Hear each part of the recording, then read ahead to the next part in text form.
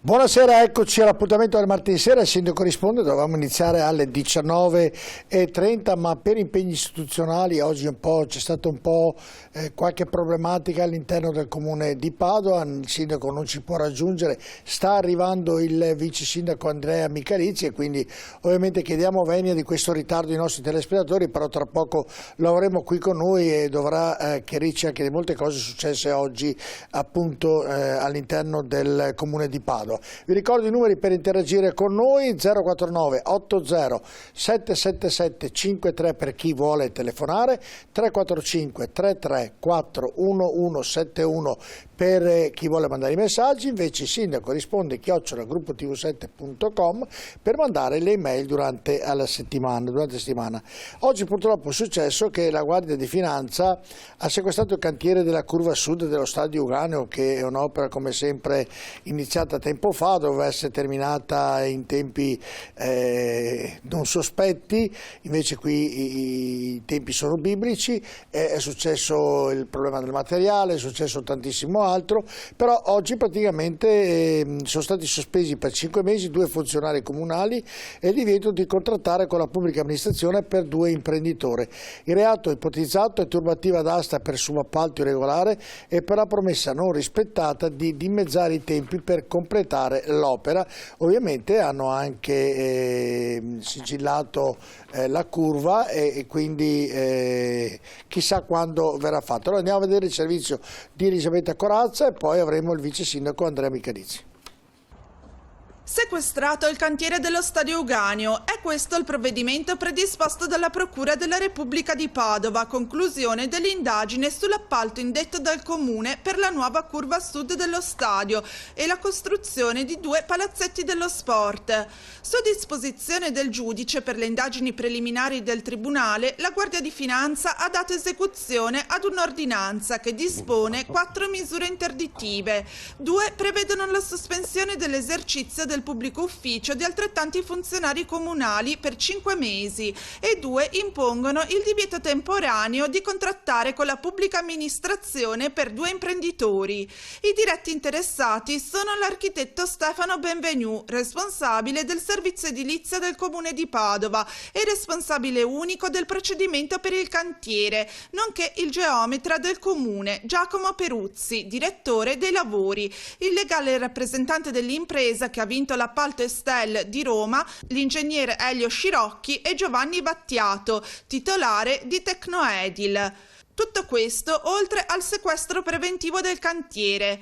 L'inchiesta, coordinata dalla Procura Patavina ed eseguita dalla Guardia di Finanza di Padova, ha consentito di ipotizzare che l'amministratore della società appaltatrice avrebbe turbato la gara relativa ai lavori, rappresentando fraudolosamente una capacità imprenditoriale non corrispondente al vero, soprattutto attraverso la proposta di esecuzione dei lavori in tempi dimezzati rispetto a quelli previsti dal bando ai fini dell'aggiudicazione. Appalti con prezzi troppo bassi, con tempi di esecuzione così ridotti, non è possibile fare, cioè ci vogliono ditte Superman, cioè non è che puoi chiamare Alexa fammi lo stadio. Qui stiamo parlando di uomini, di versamenti di contributi, stiamo parlando di sudore e quindi ci vogliono i tempi tecnici per fare le cose fatte bene. Questo è con profondo dolore che abbiamo preso questa notizia, soprattutto per lo smalto che viene scalzito, soprattutto per noi, ditte di costruzione che lavoriamo in maniera seria tutti i giorni. L'appalto per la realizzazione della curva sud è stato aggiudicato il 18 dicembre 2020 per un importo complessivo di 5.800.000 euro. Estel ha superato la concorrenza offrendo un ribasso del 51% e la garanzia di finire i lavori in meno di 300 giorni. I costi dei lavori sono lievitati e i tempi allungati, da qui l'ipotesi di turbativa d'asta. I lavori sono stati poi appaltati alla Tecnoedil. Ecco, abbiamo sentito il servizio, poi sarà più ampio nel nostro telegiornale al termine della nostra trasmissione. Ovviamente siamo stati bravi, la nostra Alice Barrantini, che era alla riunione dell'ANCE, a raccogliere l'intervista del presidente appunto dell'ANCE, quindi abbiamo cercato di riassumere tutto quello che è successo oggi. È arrivato il vice sindaco Andrea Michalizzi, anche lui in ritardo, presente all'ANCE, quindi ovviamente tutto scusabile questa sera perché doveva venire il sindaco, non ha potuto, quindi oggi un terremoto oggi. Insomma, sì, evidentemente questa notizia, insomma, oggi ci ha imposto a confronti, riunioni, approfondimenti anche sulle questioni, insomma, è sempre, come dire, sono momenti delicati in cui è importante che ci sia la possibilità di fare massima chiarezza su tutto, quindi noi abbiamo fiducia, come dire, che anche questa indagine serva, come dire, a chiarire i fatti, e vedere insomma, se ci sono state appunto delle irregolarità nelle procedure. Però Michalizzi, quello che è successo stamattina alla Procura, tutto questo comunicato che ha rimbalzato tra social, tra varie agenzie di stampa, ovviamente nei telegiornali e tant'altro, il Comune non ha ancora dato una risposta, non ha ancora fatto un comunicato nelle decisioni che ha preso nei confronti ovviamente di chi ha avuto questo comportamento. Per il momento è tutto da verificare, però non ha ancora fatto un comunicato. È la domanda, o lo farà in tarda serata o lo farà domani addirittura?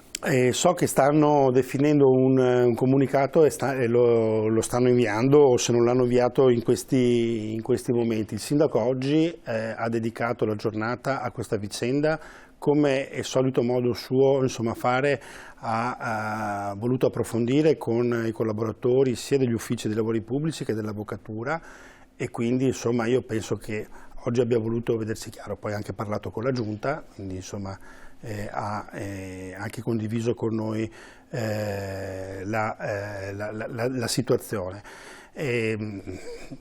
A noi, come dire, sono sempre situazioni che dispiacciono, poi, perché poi c'è un'opera pubblica importante che adesso subirà una battuta ovviamente di arresto, ma che già ne ha a bizzeffe di battute. Ma lo diceva anche prima il presidente dell'ANCI, cioè sono momenti, periodi molto, molto complicati per i cantieri, i lavori e gli appalti, grandi finanziamenti. Carizzi, però fin qui ci sta. Poi chiedo a Dennis, mi scusi vice sindaco, chiedo a Dennis di controllare se arriva il comunicato da parte del comune, ovviamente come diceva il vice sindaco che lo stanno elaborando, quindi se nel caso in cui dovesse arrivare prima del termine della trasmissione, ovviamente noi ve ne daremo notizia. La domanda è, tempo già addietro era successo che in quella curva qualcuno degli addetti ai lavori era stato inquisito sotto certi punti di vista, o quantomeno era stato fatto qualcosa. Poi non è successo nulla, non sono stati fatti degli accertamenti da parte dell'amministrazione per capire qualcosina di più, anche perché presumo che voi non ne siete ovviamente responsabili di tutto ciò, essendo però... Noi non facciamo un'attività inquirente, ovviamente, questa è un'attività che spetta alla magistratura, è compito nostro portare avanti un'opera pubblica, insomma ovviamente gli uffici devono lavorare perché l'opera pubblica venga portata avanti secondo quelle che sono le leggi del nostro Stato. La notizia di oggi è la conseguenza di quella che abbiamo sentito questa primavera, esatto. E quindi diciamo è il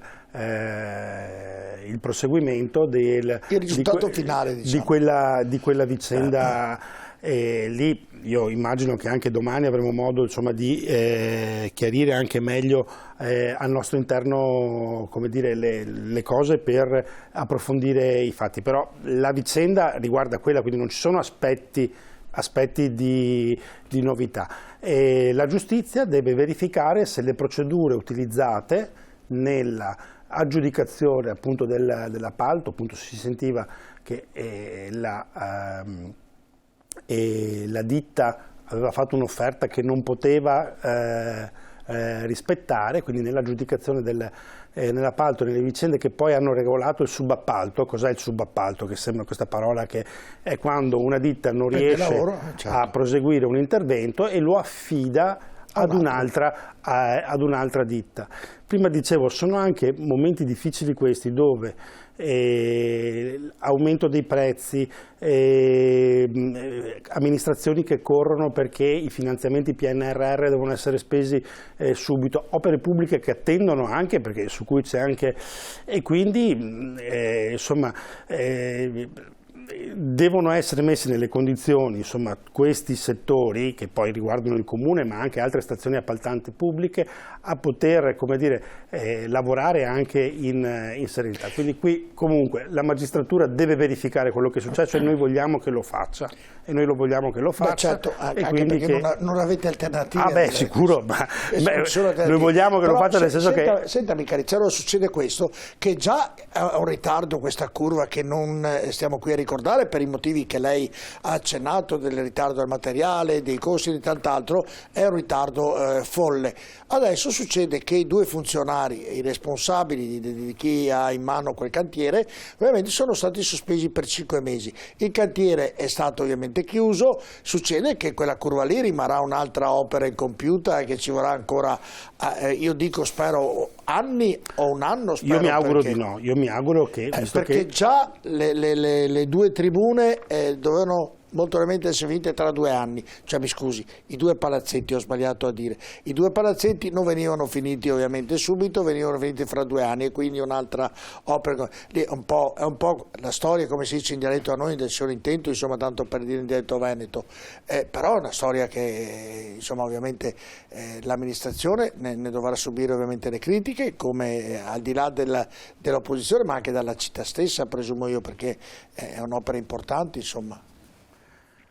Beh sì, ovviamente poi è l'amministrazione destinataria, però insomma noi vogliamo finirla quell'opera e la magistratura ha ritenuto di dover bloccare intanto il cantiere. Per questo io prima in apertura dicevo, mi dispiace che poi da queste vicende dove è giusto che la giustizia approfondisca, anzi deve approfondire se c'è il solo minimo sospetto, che poi ci rimetta un'opera pubblica, insomma, dove ci sono delle attese di una città, di cittadini e anche di un'amministrazione che ha investito delle risorse. Noi abbiamo, come dire, scommesso molto sul rinnovo dello stadio perché pensavamo fosse, come dire, e riteniamo ancora sia una cosa importante. Ecco, speriamo, visto che la vicenda è la stessa di questa primavera, che il tempo che si è preso la giustizia possa fare chiarezza nel più breve tempo possibile e quantomeno faccia proseguire l'opera pubblica, che è quello che serve alla città ed è quello che serve ai cittadini. E poi, se qualcuno ha sbagliato, pagherà. Come sì, però ha chiuso che il cantiere è oggi... infatti dico, mi auguro che noi collaboreremo, come dire, ecco, anche per... In tutto questo lei ha parlato con il sindaco, cosa le ha detto oggi, cosa è stato detto, visto che sicuramente ne avrete parlato, ovviamente tra il vice sindaco e il sindaco, di questa vicenda, che è una vicenda che è arrivata come una bomba, e quindi ecco, cosa vi siete detti? Ma il sindaco lo conosciamo, insomma, è dispiaciuto ovviamente da questa vicenda, vuole che si faccia chiarezza e ci tiene che l'opera sia conclusa, quindi le sue preoccupazioni sono quelle di dare massima collaborazione agli inquirenti in modo tale che quest'opera non sia, come cioè resti un'opera specchiata, ma soprattutto resti un'opera che si possa concludere il prima possibile. Sono tante, per diverse situazioni la congettura economica non è ottimale. Oggi i cantieri che purtroppo per un motivo o per un altro, perché le imprese fanno fatica, perché i materiali non sono reperibili. Sì, ma qui non si tratta di questo. No, stavo allargando. Su adesso siamo d'accordo, Micalizzi, però qui si tratta di qualcosa, a quanto sembra. No, allora torno sul punto. Tutto da verificare poi, perché poi chiedo scusa. Sarà Allora torno sul punto, non volevo divagare, volevo parlare di tutta una situazione legata ai cantieri, ci sono anche i temi della correttezza ovviamente fondamentali. Il sindaco è dispiaciuto per il futuro di un'opera, perché vuole che su questa cosa sia fatta chiarezza e si augura nel cuor suo che, insomma, che non ci siano illegittimità. La giustizia si deve prendere i suoi tempi, speriamo, insomma, che noi collaboreremo nelle indagini, perché ci teniamo anche noi, se qualcuno ha sbagliato deve pagare. non è possibile che sulle opere pubbliche ci siano, come dire, scorrettezze o scorciatoie, anche nell'esigenza di voler dare presto le risposte ai cittadini. No, certo, dispiace perché in un momento già così difficile, capitano anche queste, sono un'amministrazione che magari molto probabilmente ne era, ovviamente non poteva sapere tutto quello che è accaduto, e aggiungo su un manufatto che già ha subito sui social critiche che non le dico uno dietro l'altra, quindi non ci voleva questa botta qui, dai, facciamo così. Andiamo in pubblicità, poi ovviamente cerchiamo di concludere sul fatto della curva, che è il fatto predominante della trasmissione, e poi avremo molte cose da chiedere al vice sindaco Andrea Michalizzi. Rimanete con noi tra poco.